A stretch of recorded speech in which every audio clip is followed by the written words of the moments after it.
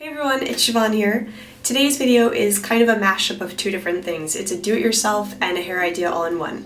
I was inspired by the film Troy, which came out in 2004, and it is a specific scene. It's between Paris and Helen of Troy. They're having a love scene, and in the scene he gives her a string of pearls that he says are from the Sea of Propontis. So I thought they were beautiful, and I went to my local arts and crafts store and I picked up beads that I thought were as close to it as I could find, and I made a Sea of Propontis necklace, and then of course I made little earrings to match, and this is my Helen of Troy sort of hair inspired style, I guess. I hope you guys like this, and I will just get on with it now.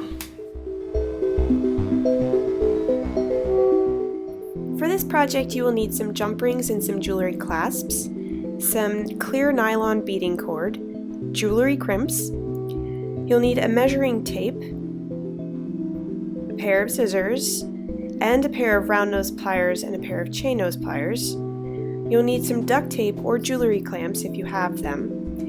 And you'll need some small and medium pearl beads and some oblong ones too. And you'll also need some small round beads in a different color. I chose pink, although I think the colored beads in the film's version of the necklace were gold. And you're going to need a necklace that you already own to help with measurement. The necklace shouldn't be a choker, but it also shouldn't hang past your bust. The one that I've selected as a guide measures 19 inches long. I like to lay all my beads out in a container before beginning my projects. It helps to stop me from spilling them all over the place. Here I'm using one of my daughter's old baby plates. Use your measuring tape to measure out your nylon beading the thread. As I said, I'm using my 19-inch long guitar necklace as a guide, but I'm going to cut 25 inches just to give myself enough room on both ends to tie knots when I'm finished beading. When you've got your thread ready, cut a piece of tape and use it to secure one end of the thread to the table that you're working on. If you have a jewelry clamp, you can use that instead. Here, I'm just laying out the oblong pearl beads that I'm going to use as the centerpiece of the necklace. They're all different sizes, so I'm arranging them in advance by putting them in order before I string them onto my thread. The largest will sit in the center with the smaller ones leading outwards.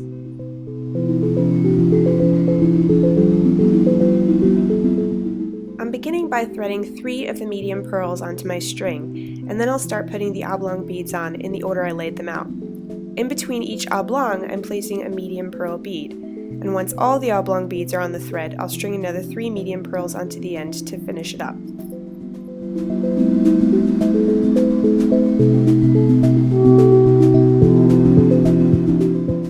My completed center measured 8 inches, which meant I had 5.5 inches for either side left. I switched to my smaller pearls, and the pattern was 3 white, 1 pink, and so on. The pop of color definitely breaks up the monotony of all that white. When I finished the right side, I taped it down to the table, and then I pulled the tape up from the left side, that way I could finish the beading there too. Once all the beads were on the thread and the whole thing measured the allotted 19 inches, I began to tie knots. This is where the jewelry crimps come in. Unfortunately, my camera wasn't so great at focusing in on this part, but basically you close the crimp over the knot and then you use your scissors to cut off the excess thread. Use your chain nose pliers to secure a jump ring to one end and then repeat the steps on the other side. Make the knot, close the crimp over it, and use your tool to add a jewelry clasp.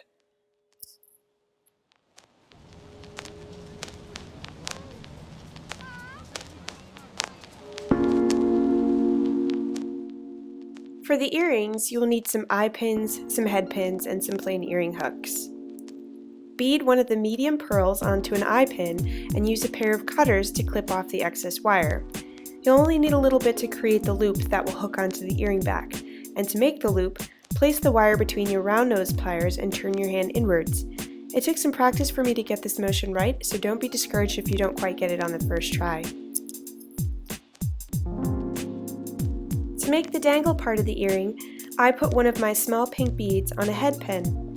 I snipped off the excess wire, and I made a loop with my round nose pliers again, but before completing the loop, I hooked on the pearl.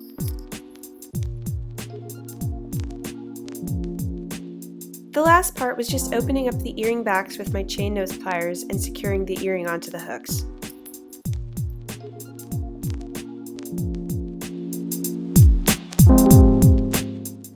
hair part of this video, I'm going to do something relatively simple. I noticed that on the actresses, a lot of them had these sort of hair rolls that were kind of just looped to the opposite side of the head, and that's what I'm going to do. You only need a few materials. I'm going to use these little claw clips. I have a few small clear elastics, a hairbrush, and a comb, and I think the most important thing for this is hair pomade or hair wax, just to keep like everything in place. So first thing first, you want to make a center part.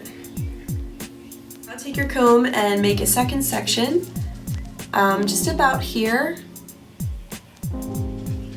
And you'll see my part kind of ends up right where my ear meets my head. And with this section, I am going to create a small pigtail, and I'm going to do that on the other side of my head as well.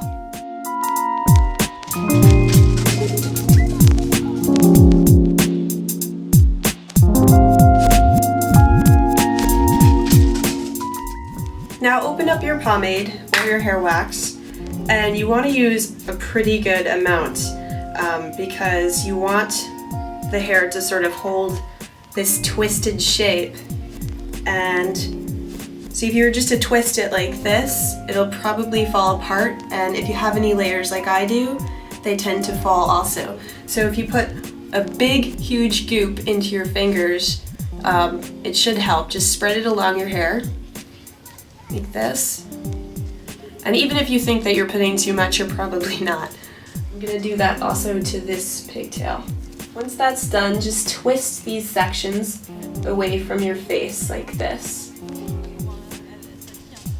You want the hair to stick together, and that's why the pomade or the hair wax is so helpful. And especially here at the ends. Like, you can even add more onto your roll as you go. I'm going to bring it across my head. I'm gonna let it drape. At the very end of it, I'm gonna find this other hair elastic, it's my marker, and I'm kind of putting the end on top of the hair elastic, and I'm gonna use one of my claw clips to just sort of hold it in place. I'm gonna do that with the other side as well.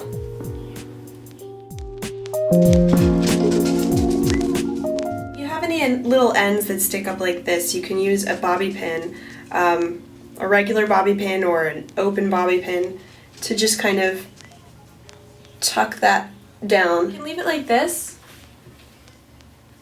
or you can take it one step further and section a piece of hair from underneath near your ear, and do the same thing. Run the pomade through it and twist it away from your face, holding it at the very end, and I'm going to bring it to the opposite side of my head, and I'm going to very carefully tuck the end of this one under this clip too.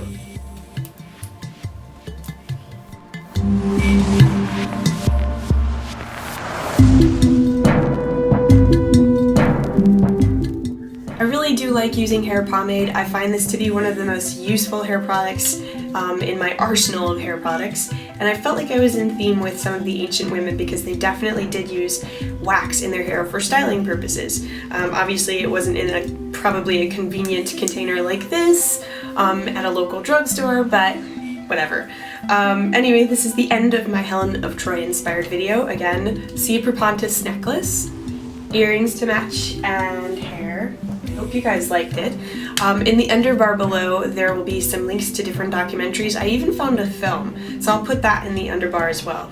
And I'll have a link to the preview of the movie. If you haven't seen it, once again, you should definitely check it out. Just because it's really entertaining, and Brad Pitt looks so beautiful in that film. And that's pretty much all I can think of to tell you. So yeah, I will see you all in my next video. Bye.